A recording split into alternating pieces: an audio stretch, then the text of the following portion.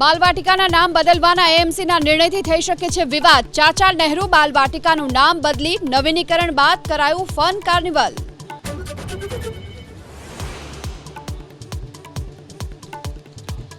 સુરતના માંગરોળમાં આતંક મચાવનારા ત્રણેય આરોપીઓને પોલીસે ભણાવ્યા કાયદાના પાઠ। ઘટના સ્થળે લઈ જઈ કરાવ્યું રિકન્સ્ટ્રક્શન। પદ્મનાભ માલિક પર 3થી વધુ ગંભીર ગુના।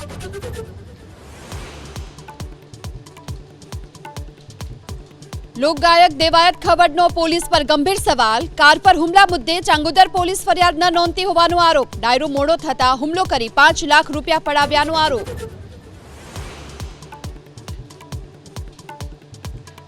62,000ની લાંચ લેતા ડિવિઝનલ ફાયર ઓફિસર એસીબીના સકંજામાં। અમદાવાદ મનપામાં ફરજ બજાવતા ઇનાયત શેખે ફાયર એનઓસી માટે 80,000ની લાંચની કરી હતી માંગ।